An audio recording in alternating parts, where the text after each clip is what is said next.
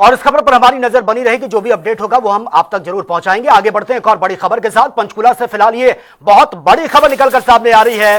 ये बड़ी खबर आईडीएफसी और एयू स्मॉल फाइनेंस बैंक फर्जीवाड़े से जुड़ी बड़ी अपडेट ये निकलकर सामने आ रही है। सीबीआई ने दोनों बैंक के तत्काल 2 अधिकारियों को अरेस्ट कर लिया है। दोनों आरोपियों को पंचकुला की विशेष सीबीआई कोर्ट में पेश किया गया और उनसे पूछताछ की जा रही है। दोनों आरोपियों को 3 दिन की सीबीआई रिमांड पर भेजा गया है।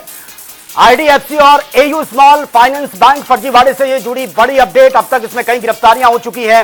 फिलहाल जो बड़ी अपडेट निकलकर सामने आ रही है, कुछ और गिरफ्तारियां हुई हैं और गहनता से पूछताछ की जा रही है। इनके पूरे नेटवर्क को खंगाला जा रहा है। कई और गिरफ्तारियां आगे हो सकती हैं, बड़े नाम सामने आ सकते हैं। 3 दिन की सीबीआई रिमांड पर दोनों आरोपियों को भेजा गया है और ये तस्वीरें भी आपके सामने हैं।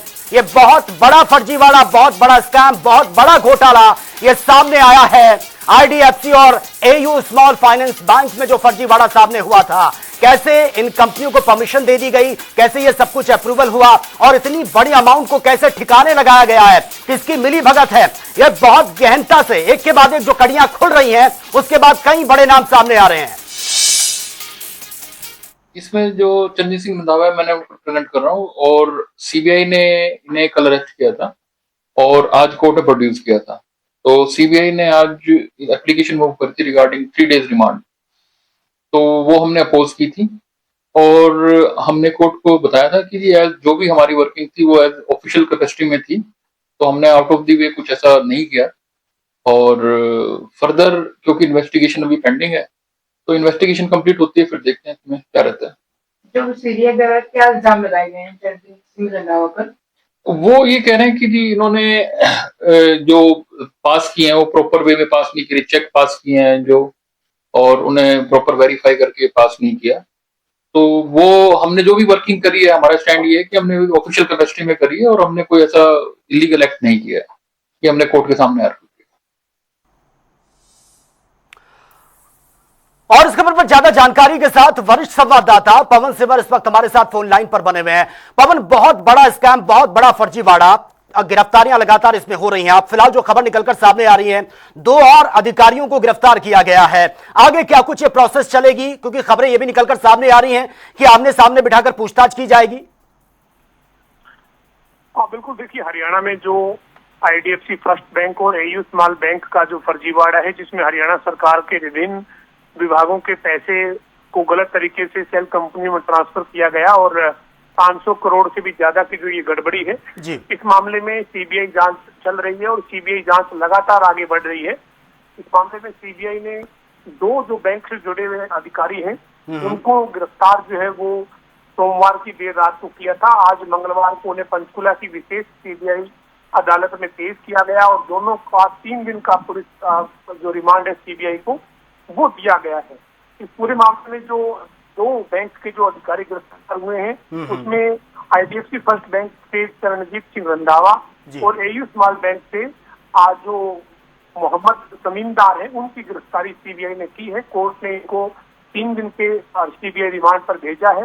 इस पूरे मामले में ये सामने आया कि इन दोनों ने ही अपने पद का गलत तरीके से इस्तेमाल किया, अवैध ट्रांजैक्शन और अन्य आरोपियों के साथ मिलकर महत्वपूर्ण जो तथ्य थे उनको इधर से उधर जो किया है।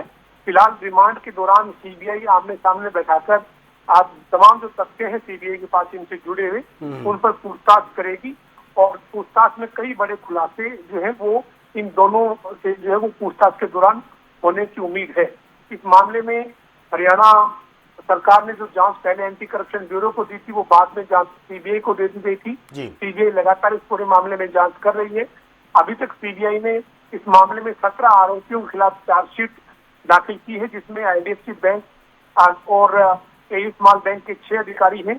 हरियाणा सरकार के 3 अधिकारी हैं, जिसमें 2 आईएएस अधिकारी हैं, पंकज अग्रवाल और आरके सिंह, और 2 कंपनियां हैं और 6 निजी व्यक्ति हैं। इनके खिलाफ अभी तक सीबीआई जो है वो अपना आरोप पत्र दाखिल कर चुकी है। जी बिल्कुल पवन, लेकिन जिस तरह से ये बड़ा फ्रॉड हुआ है और कई गिरफ्तारियां हो चुकी हैं और जिस तरह से आप बता रहे हैं कि 2 और जो अधिकारी हैं उनको भी गिरफ्तार किया गया, क्रॉस क्वेश्चन उनसे होंगे तो बहुत कुछ बड़े खुलासे हो सकते हैं, कुछ और बड़े नाम भी सामने आ सकते हैं।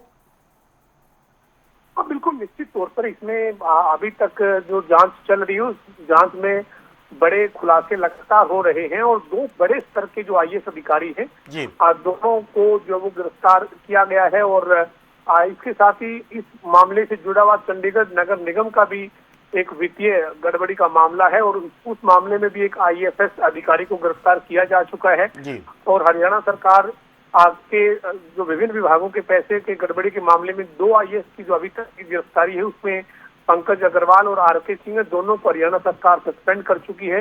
इसके अलावा एक और अधिकारी है प्रदीप कुमार, उनको भी हरियाणा सरकार ने सस्पेंड कर दिया है, लेकिन फिलहाल उनको सीबीआई ने गिरफ्तार नहीं किया है। सीबीआई उनकी गिरफ्तारी के लिए सूत्रों के मुताबिक लगातार दबिश दे रही है, लेकिन वो फरार बताए जा रहे हैं। और आज ही 30 जून को ही प्रदीप कुमार जो निलंबित आईएएस है वो रिटायर्ड भी हो गए हैं, क्योंकि आज उनकी सेवा का आखिरी दिन है और वो रिटायर्ड हो गए हैं। और इसी दौरान वो सीबीआई की गिरफ्त में अभी तक नहीं है, लेकिन हरियाणा सरकार उनको सस्पेंड पहले ही कर चुकी है। इसके अलावा भी कई और आईएएस अधिकारियों के इसमें नाम जो है वो सामने आए हैं, क्योंकि सीबीआई ने उनके खिलाफ जांच के लिए हरियाणा सरकार से मंजूरी मांगी थी। तो हरियाणा सरकार ने आधा दर्जन के करीब आईएएस के खिलाफ जो है वो जांच की अनुमति सीबीआई को दी है और सीबीआई लगातार उनसे कई बार की पूछताछ कर चुकी है।